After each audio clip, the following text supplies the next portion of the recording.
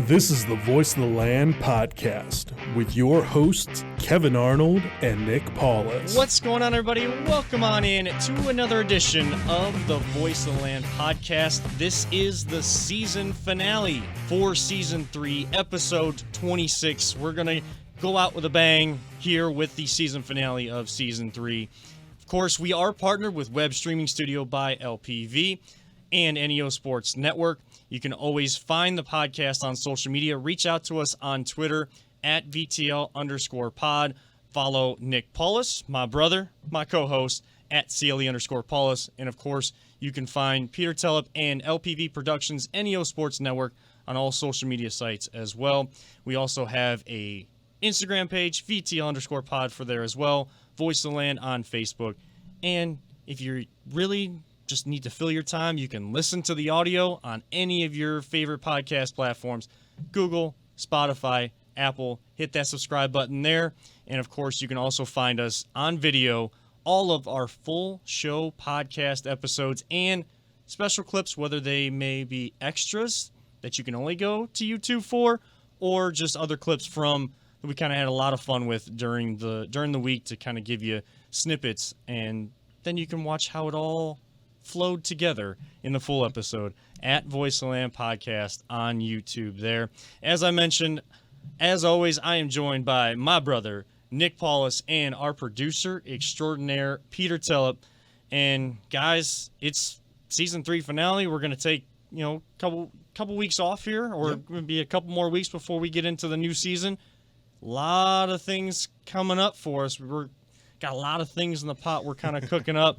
How excited are you about kind of where this podcast has gone, where it's going, and just what's going on? What are you going to be doing once season 3 ends? Well, Kelly and I, my wife Kelly and I, who's actually here, we're going to be taking a vacation. We're going to be heading down to Virginia Beach area. One of my buddies, Logan, lives down there in Chesapeake, so we're going to take next weekend off and head down there around Thursday, come back Monday. It's going to be a lot of fun. Can't wait for it. But stay safe. Yeah, absolutely. Stay safe. But it is going to be a lot of fun. However, this podcast has grown so much, within this year. This season that we have, and it's all thanks to Peter. It really is. It absolutely is. I mean, we wouldn't be here doing this in front of the cameras, in front of these great mics, and doing everything that we do here without Peter. So I do want to say thank you, Peter, for helping us out. You're quite welcome. I'm glad that we got this thing going. I mean, I met with Kevin. What, a year and a half ago? Like a year and a half, almost 2 years ago, when we first started talking about what we could try to do.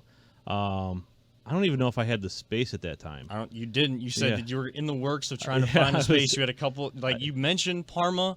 Yeah. But I think it was you were saying maybe in the Menor area or Parma, you weren't sure, but you were trying to reach out to your buddy. Yeah, it just worked out that, trying to save a little bit of money. And my buddy has this building that we're fortunate enough to have space in. And he's like, hey, save some money, move your equipment here. And, it's big enough that I could put in a studio. And in fact, my plans, and it's not going to happen before the next season starts, but my plans are to try and expand into more of the space here and have more of a video studio also set up so That's we can awesome. do some more work up here.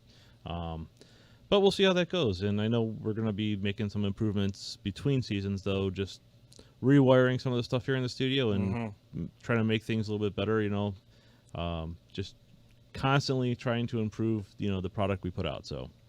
Yeah, absolutely. I mean, and that's the biggest thing. I mean, we've grown since day one, up to now. I mean, it has been amazing, the route that we've been going right now. And it's only going to get better. I think, I truly do believe that. And, might have some big news coming up, obviously. Right. We all know about it. We're going to get into that, season 4 startup. Let's hold it. Yeah, let's hold it for right now. Little teaser there. Little teaser. Yeah, couple week teaser there for you guys. But super happy, excited, can't wait to get this all going and have a great season finale today. Yeah, I was working on a whole spiel, if we had to add that new element in, because I heard you talk about it yesterday, so I was like.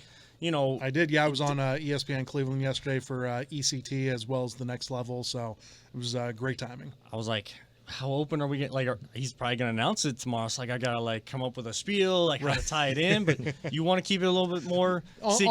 On the if you DL for right now. If you weren't listening to Next Level ECT last night on 850 ESPN Cleveland, then you're gonna have to wait. We got a little tease in the business for you. But I do also want to say thank you to Peter, and like you said, that conversation that we had with the vision, kind of putting out the initial vision. I kind of came to you and I talked about it, and it was what this is. I think more than what we were anticipating when we first had this 100%. Conversation. Yeah. And that's all thanks to Peter, and of course thank you to all of our mentors out there. The teachers we had at OMS and the ones that kind of have gotten us into this, and just I want to thank you as well for all of the work that you put into the podcast and being here all the time. And, of course, one mentor I always got a shout out on here. Yesterday, you guys were having the conversation back and forth, and he kind of promoted us as well on Twitter. So we want to improve this podcast for more people to kind of get the content, because we feel like we are putting out a pretty good product that we want to continue to improve on. We don't feel like we're anywhere close to like hitting our peak yet, right? And that's a great thing. Yes. Like as many great things that we've already done, to not hit our peak yet, and have a guy like Emmett Golden, who is a mentor and a friend, kind of helping us out on the back end. He's a host on one of the major sports platforms, and been on ESPN Radio, has his own show there. Yep. I mean, he's a great guy, and someone that we are so thankful to have helping us along the way. I'm gonna add this though, to anyone listening or watching. Mm-hmm. Hit us up with comments or suggestions. Yeah, if there's something you'd like to see us incorporate into the podcast, give us your ideas, because we may do something like that. I mean, we've talked a little bit about maybe doing some Patreon levels with some live, like maybe live streaming, behind the scenes stuff, and if there's something you guys want to see, let us know, because we're open to suggestions. I think so. Absolutely, yeah. Yeah, and there's going to be guests coming in season 4. We're going to try to, like Peter just said, Patreon, some other, maybe some other partnerships, or just other things we're going to try to add to just make the content better. But he said it perfectly. If there is something that that you haven't seen on here, and you like listening to us, and you want us to take that next step, you think you see that next step for us, let us know. We're always open to that. Of course, at VTL_pod on Twitter and Instagram, and Voice of the Land on Facebook. You can always reach out and even comment on the videos on YouTube as well, and let us know what you thought about that particular clip, or just overall, if you want to just comment and it has to do with Baker, the video has to do with Baker, and you tell us, like, I want to see you guys do like this for your fun segments at the end of the podcast, and it has nothing to do with what the video is. Doesn't matter. Right. However, wherever you can find us, let us know what you think. Now, as we kind of get into the actual sports topics this week, did anything happen this week? I decided to take a couple things. I don't know if you guys know, but I took a social media hiatus this week, and it was refreshing. Was it? Let me tell you, it was refreshing to just not worry about having to always refresh Twitter, of course, or go from Twitter to Facebook to Instagram and like back and forth to spend all that time on my phone. I mean, I may have downloaded a couple more games to kind of keep but it's like it just kind of opened me up to be a little bit more, just actually enjoying life and seeing what's going on, and trying to get back into soccer coaching this season too. So trying to put attention to that has just been, refreshing, and allowed me to hit bit of a reset button. Have you guys ever done like a social media hiatus or break or anything, just to kind of refresh, reset? Sure. It is a little, it is refreshing whenever it does happen. And if you're going to do it at any point in time, probably right now is the best time. Yeah. Quarantine, everything that's going along, there's not a whole lot of sports going on. So it's not a bad time to do that. My wife and I, whenever we head down for our anniversary weekend, that's actually one of my deals that I have with her. I get on there, I turn off my phone, and then that is it. So for about 3 to 4 days, I am nowhere near my phone. I have it turned off the entire time. Yeah, we were surprised to see a message so quickly from you during that the anniversary weekend. Right. Yeah. Oh, she's looking at me. She is. Wasn't me. Right. Well, I did let her know, I was going to have to message you guys at least one time, to let you guys know. She was all cool with that. So thank you for that. But It is refreshing. Whenever you do, have that little moment, whether it's a day or a couple of days, that totally fine. Right. I have not had that, since, our anniversary last month. But this coming up weekend, I might be doing that as well for our little vacation that we're going to take. So yeah, I 100% agree with you. It is a refreshing time to do that. I couldn't do it longer than 3 or 4 days though, because I need to have some sort of interaction with the outside world at that point in time. Right. But I completely get where you're coming from. I think I went like 5 or 6 days. Yeah. And I only four for me is like the perfect amount, I think. I had a bet going with my girlfriend that I wouldn't do it. I wouldn't even look at anything until this morning, like before the podcast. Like I would go from basically Saturday to Saturday with like a limited thing. Usage, like I had to. There was a couple messages that came through that way that I had to respond to, and Emmett's talking about soccer on the air and in the morning. So my mind just goes, of course, like I gotta get in that conversation, because that's what I've been doing. I've been watching a little bit more soccer too. So it's just kind of a lot with that going on overseas, and now MLS here in the United States, they're in their bubble down in Florida, like the NBA's trying to do. So we want to see how that goes, and that may be they're outside more, of course, but they're in the hotels. So kind of want to see how that also transitions, and maybe how that could impact the NBA being in the same exact complex down there. But she was like, you know what, it's okay, we'll take the bet off, because you do need to actually look at things so that you're actually more prepared, and not just do it the morning of. Don't cram for tests, like I know you always used to do in school and stuff. So so I wanted to be a little bit more prepared for you guys today. So I looked at social media. Don't worry. Appreciate that. Peter, I mean how much social media, and especially with LPV and NEO Sports Network, how much of an impact is that on those businesses? But just for you personally, how much you actually do it for just personal use versus with LPV and NEO? I'm on Facebook quite a bit, just to keep touch with family and stuff like that a lot. I need to do more promoting LPV and NEO Sports on the platforms. Like normally when we're doing like the football season or basketball season, we're much more engaged with that. We were supposed to be starting trying to do live streams of the summer basketball tournament this Monday, and that's postponed for now. That's through Fun Game Sports with Chris Walker. He's a great guy. I mean, he puts together this thing, and what really stinks about this year is most of the, he gets some sponsorships. He puts a ton of work. He's got his kids working the door.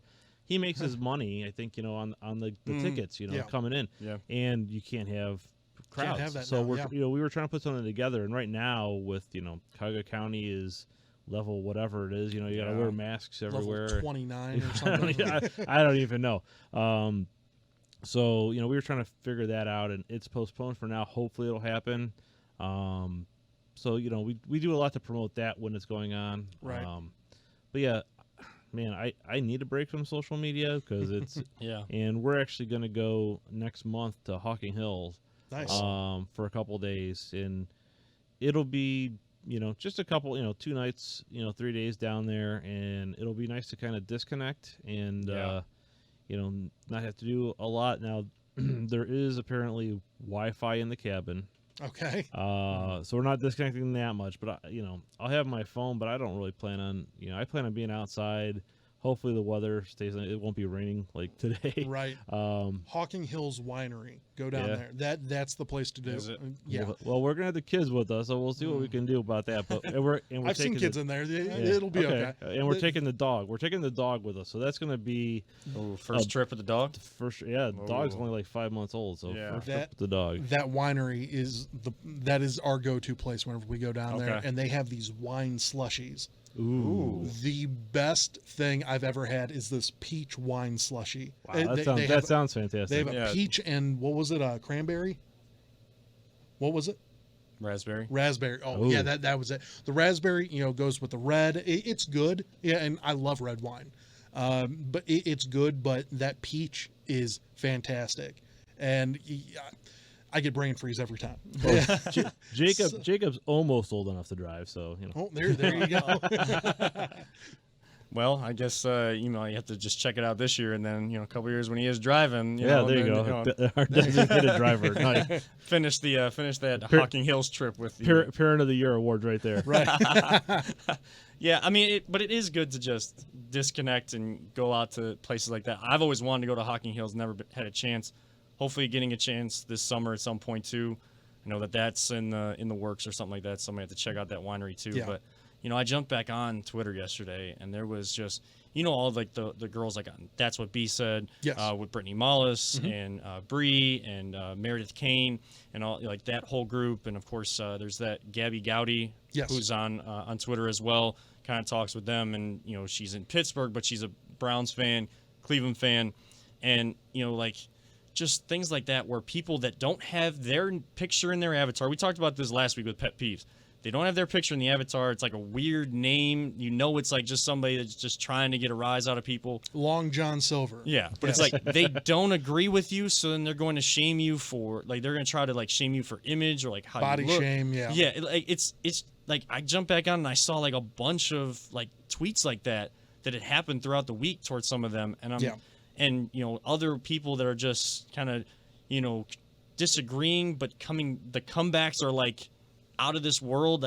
That's the issue. Super childish, all the way through. It's great. It's easy to connect with people, but it's also there's that other dark side to it. That's just not. Yeah, I mean, we talked about it last week. I mean, just the Twitter trolls are out there in huge numbers, but that's the thing about it. Yeah, I mean, 90% of Twitter is awesome. I truly believe that. Just like everything in the world, 90% of the stuff is typically pretty good. Yep. And then you have that 10% that is just douchebags. Yeah.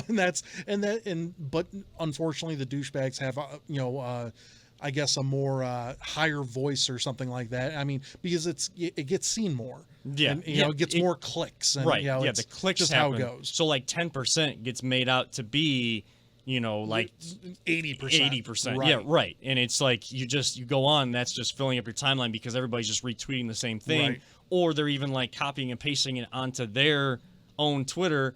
And then you have to go back to where the source was, but it's just someone just following suit with someone else, and it's just the same thing getting repeated over and over, and it's just tiresome. I think the pet peeves is what got me to that social media thing. But I did turn on my notifications back I realized my Bleacher Report and ESPN notifications weren't on my phone, so turn those back on just so I kind of had a sense of what was going on. And the big thing that happened this week was NCAA football, Big Ten announcing that they are only going to play, and this is for all fall sports, they're only going to play conference games. So, the big money maker is football. They were supposed to play Oregon, but you also have the soccer programs and, I think it's the crew programs and all the fall sports that are going on. Volleyball, right now, they're trying to give more schedule flexibility by only playing a conference schedule. Pac-12 just followed suit yesterday as well. Last night, yeah. ACC, Big 12 are going to announce their plans later on this month. SEC had a meeting yesterday. They're going to stay steadfast, but any of their non-conference. If anyone's going to play a season this year, it's going to be the SEC. Yeah. If everything else gets shuts down, Alabama and LSU will definitely be playing in November. We can guarantee that. It's not even the SEC. It's just Alabama and LSU. Yeah. Go Tigers. Go Tigers. Yeah. Ed Orgeron, man. Good times. The first time I saw his name, I thought it was Oregon. Did you? I thought his last name was Oregon.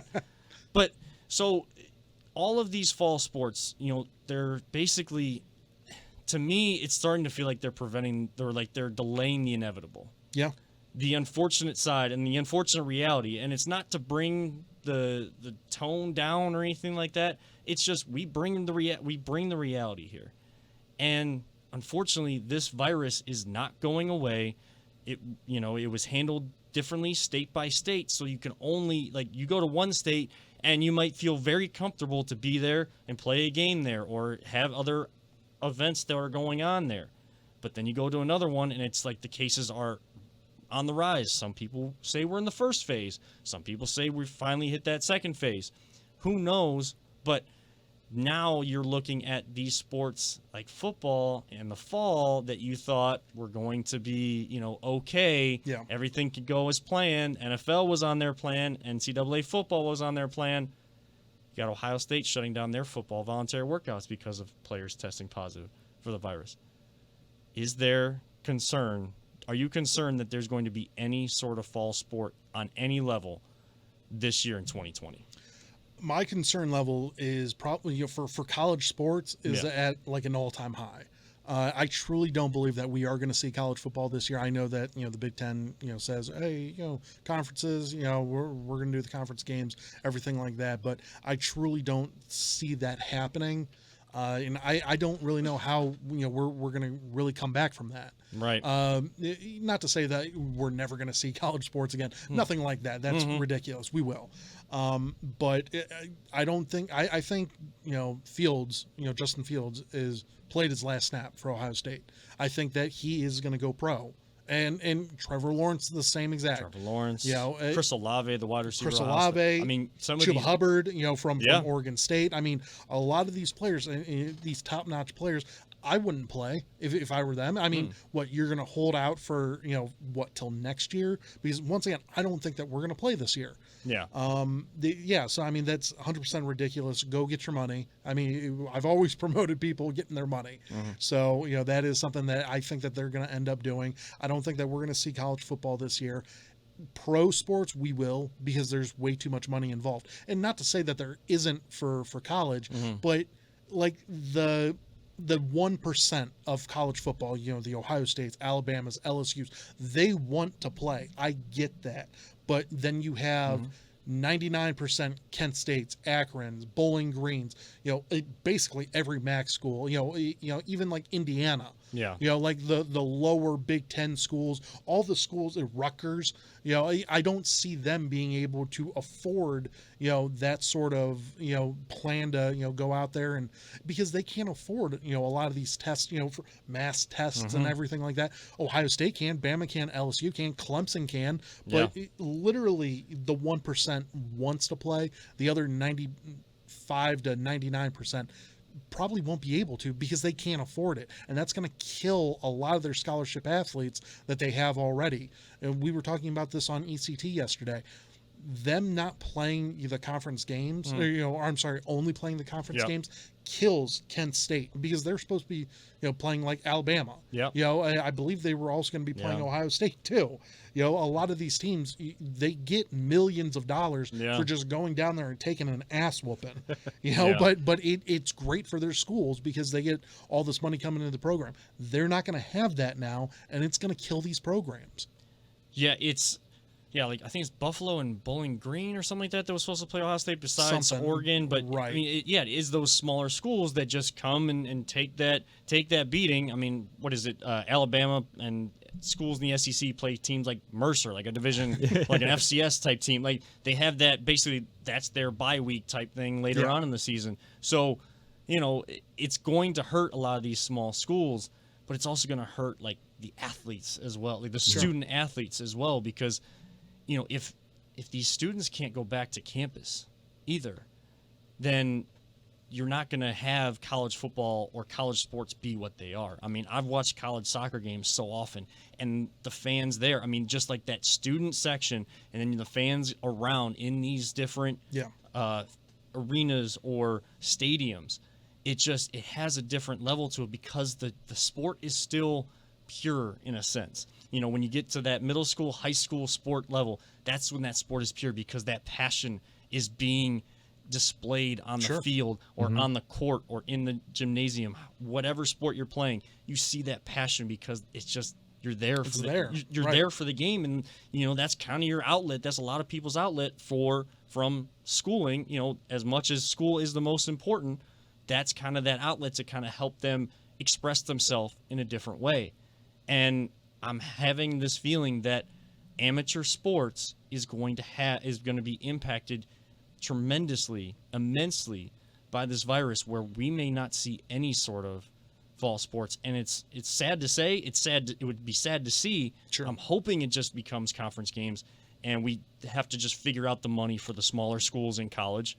But even look at no one gets to play. I mean, and look at Stanford. Stanford, it's one of the biggest colleges in the world for academics, and athletics, and they just cut 11 programs. I mean, it is ridiculous what these schools are going through right now. And someone, like Stanford, I mean, they can have, all of their old players, alumni, donate and everything like that. It's still not enough. Right. And it's going to kill these programs, especially at the smaller schools. If Stanford can't do it, how can Bowling Green do it? It doesn't make any sense. Yeah, because you can get some of the top players to come to Stanford. Now you got to have high academic standing. Sure. But there's plenty of athletes out there that put their attention first in the classroom, and that's when you know you're getting a great player. Yeah. Is because they have the intelligence to. It's not just being smart or being able, like being great at studying or getting the homework done and stuff. It's that intelligence to know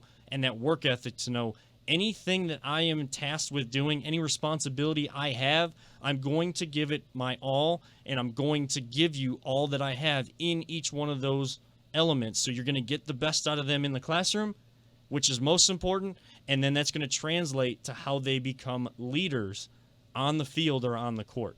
I mean, Peter, just seeing some of this transition, and I know that with NEO Sports Network too, with the high schools, are you concerned at all about all fall sports, or do you see that the flexibility of scheduling right now could be more of a help to at least have something to give sports fans of college sports or even high school sports something to see? I'm nervous about it because I really think that the high school sports, we just got a thing, Mentor is planning on having 5 days a week school. Now the kids can opt out to do online, and they'll have buses, but kids have to wear face masks on the buses, right. in the classrooms. There's a bunch of like social distancing and and protection type things that they're going with, which is good. But that concerns me because football. How do you do that in football? How do you do that in double sessions Because you're not gonna be able to test in high school, right? It's gonna be crazy. And I know that I had talked to someone with the CVC, and this was a couple of weeks ago. The last time I heard, they were still trying to figure out what they're gonna do. And honestly, like a conference like the CVC, smaller schools, but the CVC spans, that's like Berkshire, West G. Independence is in that conference now, and even if they only played conference games, that's all over the Cleveland area, and I just can't see it. And can you imagine Friday night football with no one in the stands? Yeah. Once again, I don't think that we're going to have Friday night football. I don't think we're going to have football other than the NFL, which is unbelievable to say, and it's going to kill a lot of these schools again. Yeah. And I want everybody listening to understand that we're not enjoying saying this. No. We're bringing reality to this because I think that even I would at least admit for myself, I've been naive to the fact that, baseball was impacted and basketball was impacted because of the time that the big wave really hit. But then by the time we get to, football's not even until September, late August into September. Yeah. Then you still have your Friday, Saturday, Sunday, Monday, all days of the week type football to kind of get you through like the fall. I've been naive to that. Yeah. We're just being realistic now and seeing that there is going to be a huge impact. And colleges, there's not all of them can test as it is because there's not enough money. You're going to have the Ohio States, the Alabamas, the LSUs, the Go Tigers. Roll Tigers. You're going to have them being able to have the money almost like professional style leagues to have the money to test their athletes for all their sports. But not every school can do that, let alone for just one program. Like I said, that's the 1%. Yeah, it's the it's the $1 billion colleges out there that are able to do that. But what are we going to have? You can't just play the 20 programs that can afford it, right? You have the entire. There's like 300 different colleges that are associated with D1, D2 football, and there's no way that more than 50 of them could probably survive without without all of the revenue that especially football brings in, because that's the biggest moneymaker for all of these universities. Oh yeah, right. Well, forget about like D3, any of course, Mount Union, Lake Erie College. That's Baldwin Wallace, all of these different schools. John Carroll. Exactly. Yeah, and the level, and just seeing all of those like on local television, all those games, but not being able to get all of those schools to be able to have this level of testing and make sure that the season is safe. But then you get to the high school and middle school level, like high schools they're not going to be able, that's less than 1% of high schools that would have any sort of money for even one sports program to test their athletes continuously or constantly to see if they could have a season. Even if they had the test. Yeah. Even if they had the test available. Yeah. I mean, don't the tests have to go to labs? Could you imagine the labs trying to run these, process all these tests? Run in 100 time different athletes. Yeah. Oh yeah. For all these schools, there's just no way. It just doesn't seem feasible. It's the money to get the test done and get the results done in a quick manner too. That baseball's having this issue too. I mean, the Angels were scheduled to get their tests done on like Wednesday, and the guy just never showed up. Yeah. like baseball's having this issue too. Yeah. With the moneymakers, it's an issue. Yeah. How is it going to work with the high schools? But I'm hoping somehow I'm still hopeful that there can be something, or that the Ohio High School Athletic Association, if they have to make that difficult decision, because that seniors of 2020 missed out on their spring sports, and they missed out on a lot, and the seniors missed out on a lot of activities. A lot of schools have had to kind of transition or fix what their prom looks like.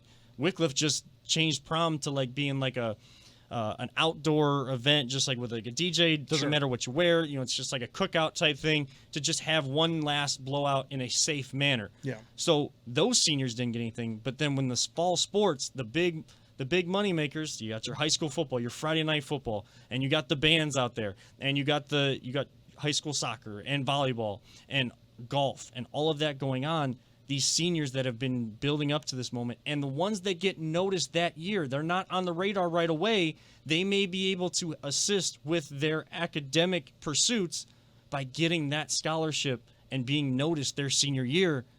That could go away too, and there's so much of an impact. So I don't know what the answer is. I'm not paid to figure out the answer if this has to happen, and how you kind of still give these kids a sense of what they may miss so that they don't miss too much, because that could have an effect on them too.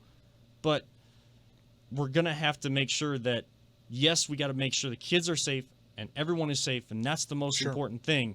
But then also, how do you kind of combat the other issues that will come from that, where kids aren't getting that extra opportunity to earn that spot or be noticed even at college by recruits, like the lower level college kids that end up making it to the combine, they put on there, and then they go to the NFL draft and they get selected in those mid rounds because they bumped up their stock because they got noticed on film. They don't have that. They may not have that opportunity, and it is sad to see, sad to say. I'm hoping it's not. I'm just trying to be realistic here, that there's going to be a lot more questions than answers coming up very soon on how to operate sports, business, and so many other things, that this impact has had such a far more reaching element to it than I think anyone could have ever anticipated once it hit. We do anticipate, though, that NFL football, and you kind of indicated it, that where there's money, they're going to try. They're going to do anything they can to get this season going. They've talked about reducing preseason games, maybe not having that, right, which could hurt teams that have newer coaches like the Browns.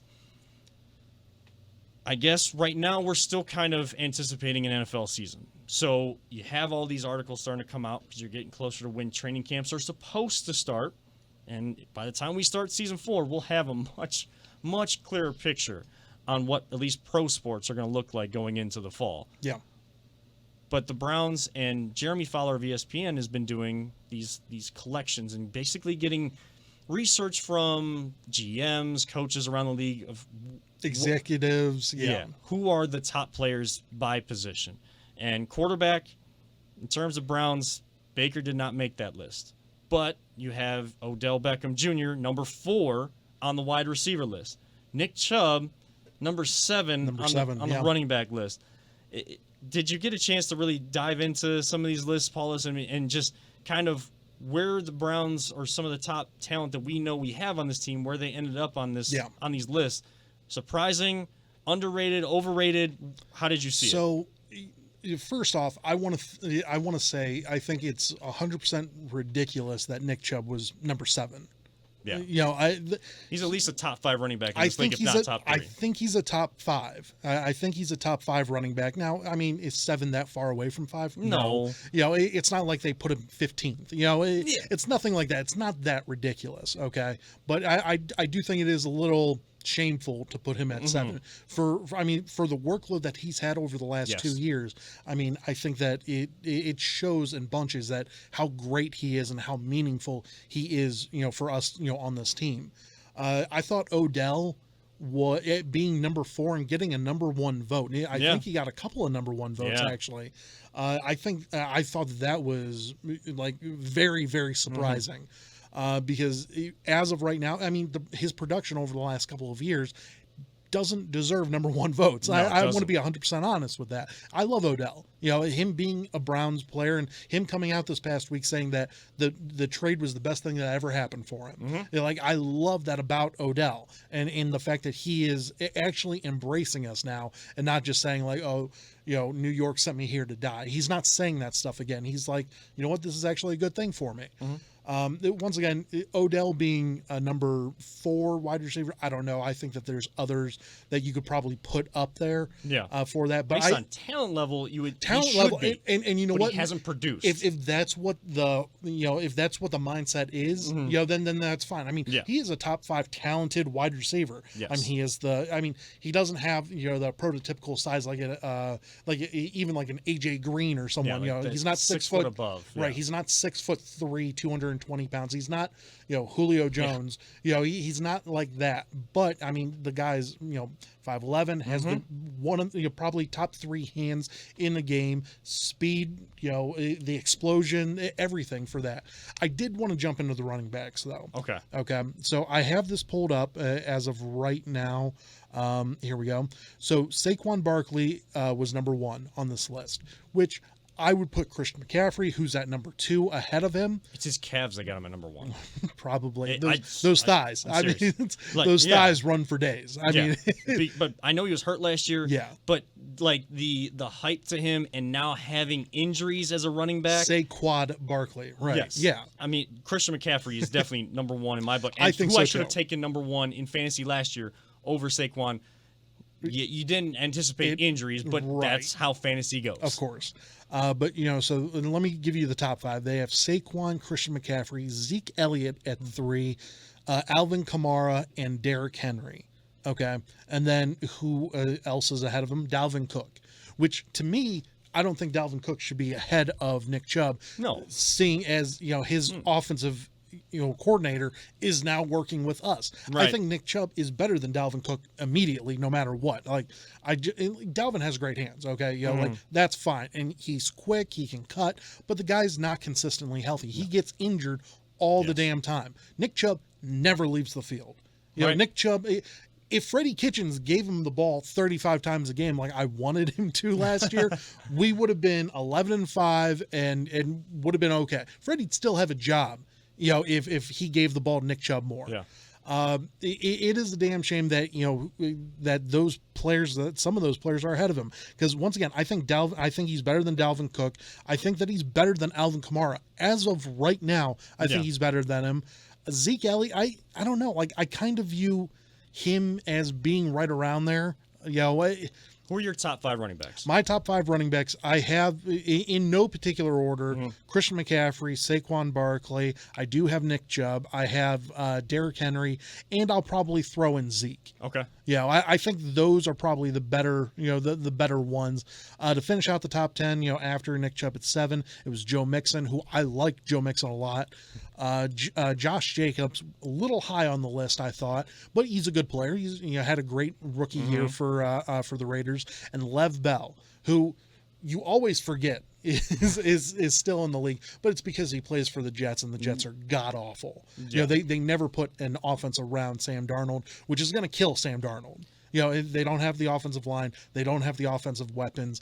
I really don't know what the Jets are Right. doing And now. as bad as the Jets are, Yeah. Le'Veon Bell has the advantage of at least still being in the conversation or getting noticed because he plays in New York. Right. My top five to one, and I have this in order. Unlike some of our top fives we do at the end of these shows, I actually have an order. 5, Saquon Barkley. The quad's got to match, or the production's got to match. 5. I have him at 5. Wow. Okay. Because the production has to match the quads, because he can easily jump within the first 4 weeks of the NFL season from 5 to 2 or 1, Sure. being that back in that conversation between McCaffrey and himself. Okay. By getting that production and showing that last year injuries were just a fluke, and that he is that guy you saw his rookie year to basically lead the whole Giants offense and be able to carry him on his quads. Not carry him on his back, Right. carry him on his quads.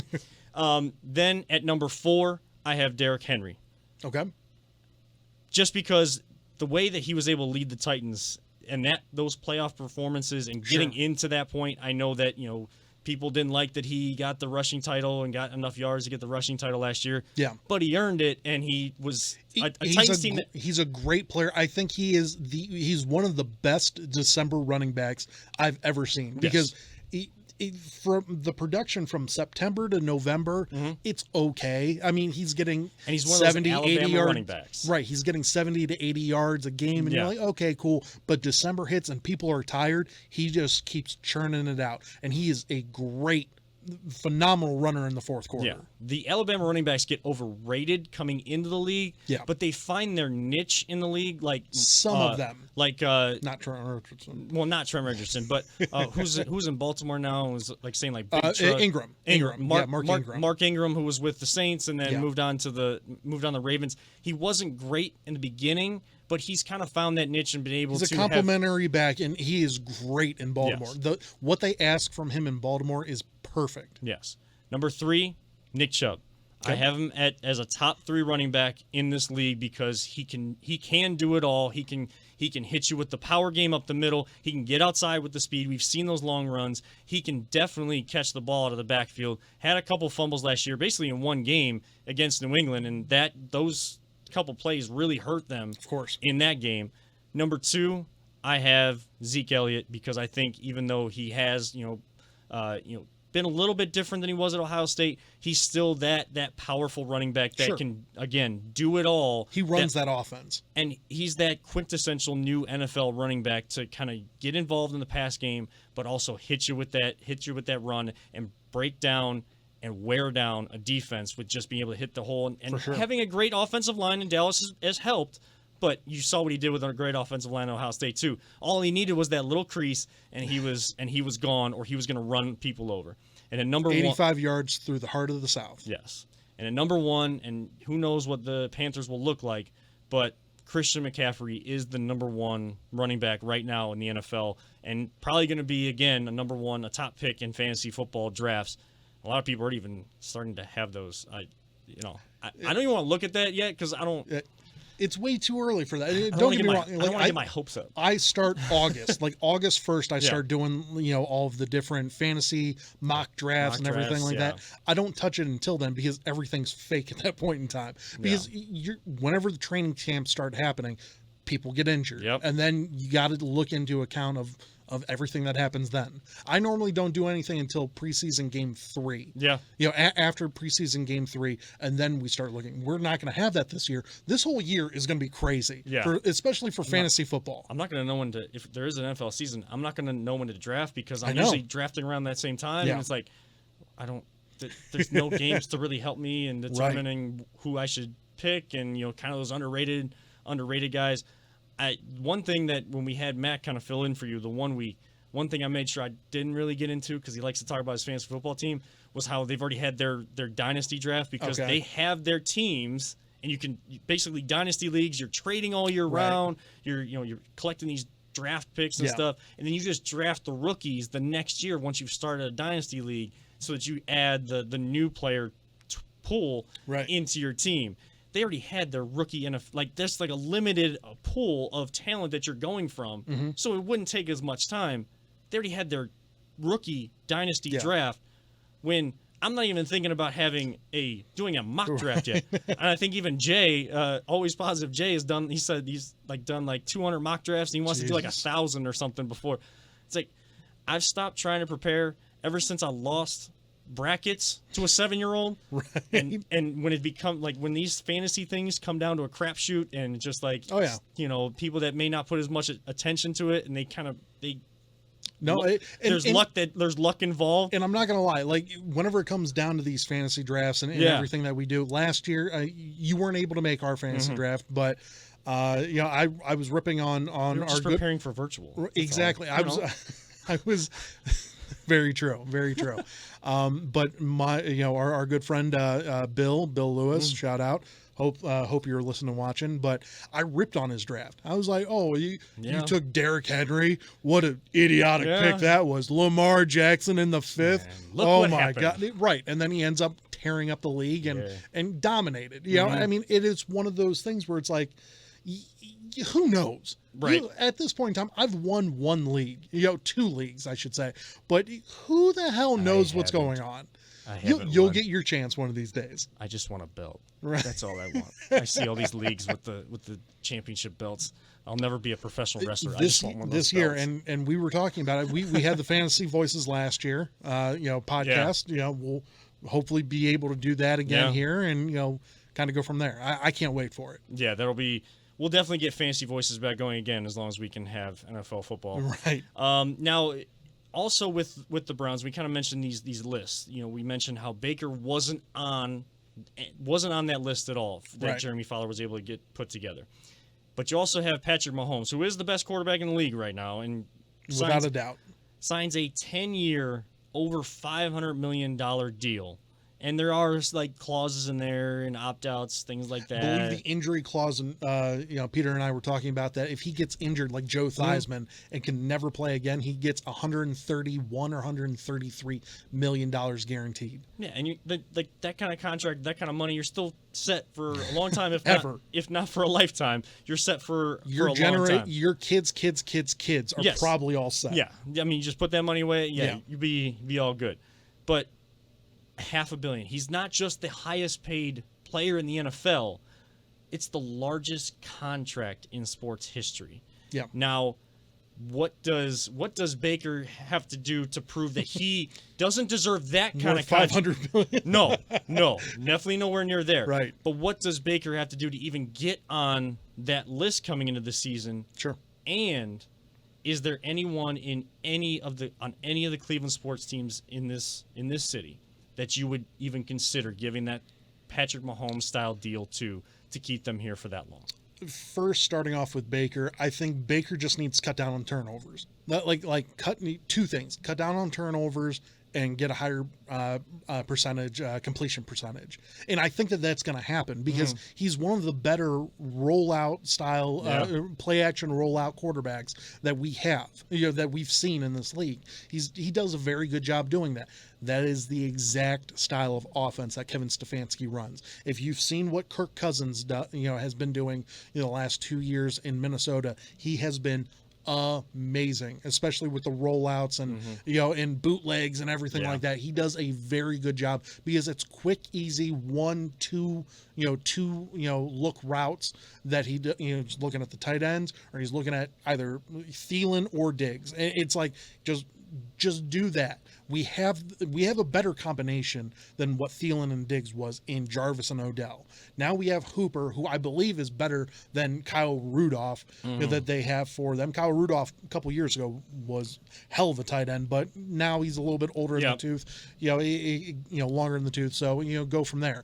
But I think that we have a better combination at wide receiver, tight end, especially at running backs, because I loved Alvin Cook, but Nick Chubb and Kareem Hunt, can't beat that. Now we have a better offensive line. All of this just goes perfectly for Baker. I think that he can get there if he just cuts down on the stupid turnovers, some of which weren't even his fault, bouncing off the hands of Antonio Callaway, down at the goal line against San Francisco, his worst game of his entire career.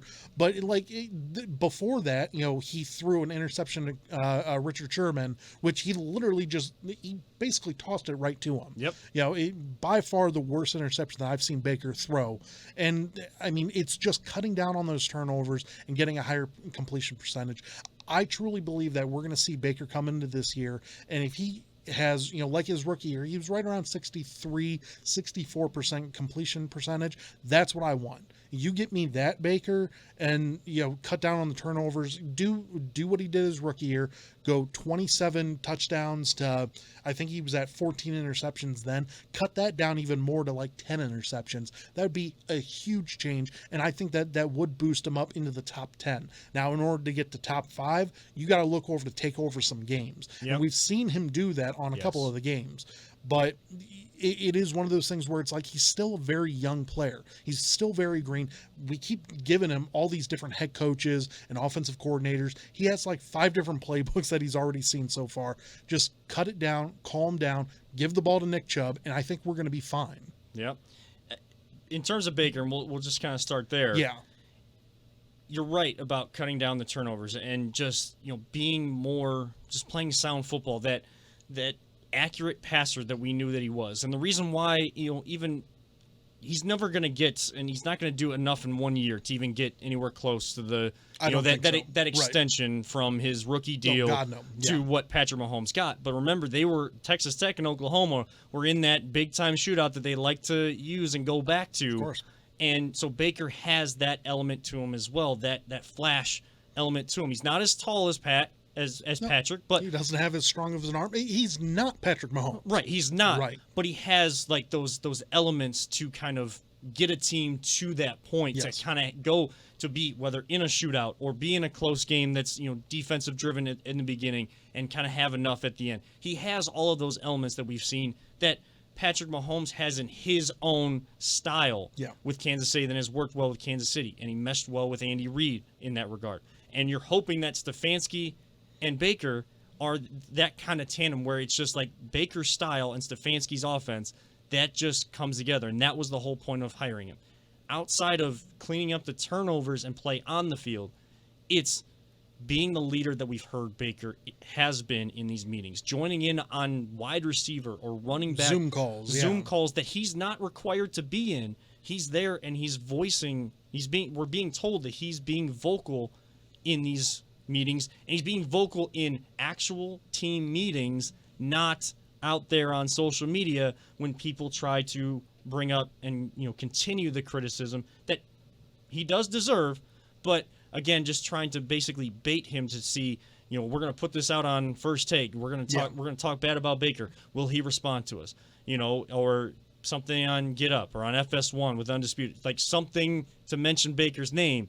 Will I be the one to get that Baker that we saw last year out? Like, they want that for the news and clicks and things, especially when there's when there's no sports going on. They want that instead of the Baker that, where is he? Like, what is he doing? We're only hearing about what Baker's doing from the coaches, which is a good thing. That's what you need. But on the field production is going to come from being that leader too. What about you, Peter? What do you think? Well, the nice thing is, I think this year, God willing, there's a season. Right. Baker has a coach, a real coach. Yeah. And I think, 2 years ago when we were all surprised, is like, holy cow, this is great. I think there were plays, there were more than 15 plays written up for a game. Yeah. And I think last year, what is it, bumbling Freddie Kitchens? Freddie Kitchens, I mean, I was hopeful. Used that on ECT last night too. So. Nice.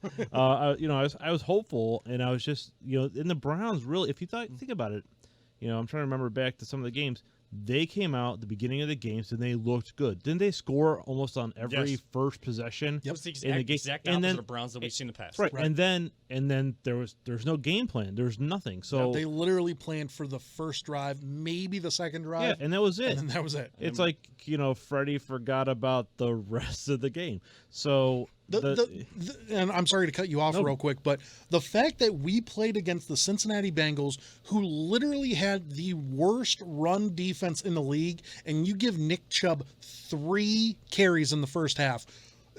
How did you still have a job at that point in time? We ended up winning the game because you then give Chubb 17 or, I think it was like 17 carries the second half. But like he should have had 20 in the first half. Right. Because then we still had Kareem Hunt. You could have given Kareem 20 carries the second half. Right. That's how that game should have went. And we should have blown them out 60-20 or whatever the game was. Yeah, I mean, it was just I'm really hoping that Baker is what we see, with with a real game plan. I think he's going to be successful. Yeah. And I like the fact that he's kind of staying out of the spotlight because it's, if he had a great year last year, I can understand being, if you want to be a little cocky and, Sure. Yeah. but when you had a year like you did last year where the expectations were so high and whether, he had there were some just terrible plays, some terrible things, and I don't know how much really fell on his shoulders, but I think he's doing the right thing. He's keeping his head down. He's he's being active with the team. I hope he's going to have a successful season this year, and I think he will because he actually has people that have experience around him that are going to be able to utilize his talents, and I think we just didn't have that last year. Seasons like that you're talking about, Peter, it's basically how you respond. How are you going to respond from being knocked down, having that kind of adversity? And for someone like Baker to already be showing those leadership qualities, you hope he's on that right track that we're kind of talking about, being that leader that then becomes that leader on the field and cleans up his own act to be a leader by example and a leader by voice. Because a season like last year, we either humble a man or woman in sports or anything like that. Right. Going through that rough of a patch of something you're so passionate about, we either humble a person or it'll just ruin the person because they continue down that same path because they don't think they're doing anything wrong. They want blame to go to everyone else. Yep. He is taking blame on himself as the quarterback, as the most important position in all of sports, as he should, and let's see how that transitions onto the field, hopefully this season. Now, going around the table with this, kind of mentioned it as we kind of started this segment, finishing up the podcast with this, is there a Cleveland athlete that you would give a Patrick Mahomes-style contract to right now? Paulus, I will start with you because I see those wheels turning. Of course. The obvious answer is Frankie. Obviously we want Frankie to stay here. I mean, if we're going to rename the Indians, call them the Lindors. Like you keep him here, obviously. Going aside from Frankie, though, because once again, I think that he is the obvious choice. If you're looking at the rest of the teams in here, would you give it to Miles? I mean, Miles is probably the one that sticks out in my mind because Miles is still young. I mean, he's I think he's 23 or 24 years old. So at that point in time, at the end of his contract, he'll be 34, which is still okay. Like Julius Peppers was doing it until like 37. So like that wouldn't be a bad idea to do that because I think that Miles is that generational talent that, I mean, literally, I mean, he's on pace for, over the next, couple of years. I mean, he gets 10 sacks a year every year. So far he's at 30 and a half sacks, through his first 3 years. And that's with missing like 8 games, 8 games his rookie year.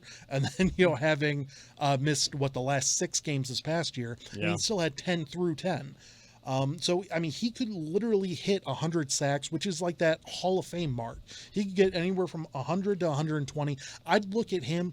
If Baker had a better year last year and I was more confident, Baker's the one that you'd be like, that's the dude. Because you want to lock up that, that Hall of Fame quarterback that you hope he turns into. Patrick Mahomes, if he died tomorrow, Patrick Mahomes would be in the Hall of Fame 5 years from now. And that's only playing in 2 years. Yep. Because realistically, because he didn't play his rookie year. Yeah, he played one game, I think. One game, and he started and ended up, So if he were to pass away, whatever, he'd be in the Hall of Fame right now. That's the type of quarterback that you give that 10-year, $500 million quarterback, money to. I don't think that Baker's anywhere near that right now. I would give Baker a 4-year extension. Yes. That at most, with some clauses to get out of that if I was, the Browns. But that being said, like if he had a better year last year and then has a great year this year, maybe. But I mean, I'm not giving that sort of money to Baker yet. Miles, though, different story. And then for like pitchers for the Indians, like I would love to see Shane Bieber, because Clev's like I think 28 or 29, like that's too old for that. Bieber though is like I think he's 24. You know, that wouldn't be a bad one, but we've only seen one great year from him so far. All-Star MVP last year. But I'd go Miles, probably. How about you, Peter? I'd have to agree with you. You know, I would love to see Frankie stay here. Sure. The Lindors. I mean, yeah, I don't know about that. Not in love with that name. The Franciscos. There we go. That's fun. Francisco. That's fun to say. The Exactly. Chicago White Sox versus the Franciscos. But yeah, I mean, it's a lot of money. Frankie, I think deserves a big contract. That much money, not sure. Sure. Like you said with the Browns, Baker, you know, if he wins back-to-back Super Bowls, maybe. I mean, it's right. There. We've been, you know, stung too many times that it's. I have a hard time swallowing that. But Miles, I didn't even think about Miles, and that's actually a really interesting, you know, one, and I think that I could see because the dynamic that he brings to that defense is just so huge, and I mean. He's a Hall of Famer type of player. He is, and he is a game changer. Yes, him being in that in the defense is a game changer. So I could see that. Still, it's a lot of money. I think I'd give maybe 10-year, $450 million contract to put $50 million in my pocket, and I'd be good with that. But yeah, I think I'd have to agree with you though, pretty much on that one. So it's Frankie Lindor for me. Yeah, it's all day Frankie Lindor no for doubt. me, because just watching that guy play the game of baseball and how much fun he has playing the game of baseball. And I know he didn't really speak to reporters when he was supposed to the first day of summer camp, because he knows what questions are coming in free agency, and does he think he's going to be traded? Those type of questions are going to come. They're going to keep happening. But you see last night, he hits a home run off Mike Clevenger. And Clevenger had K'd him, I guess, or gotten a couple Ks on him earlier on in summer camp, that not a part of an inter-squad game like they've been doing.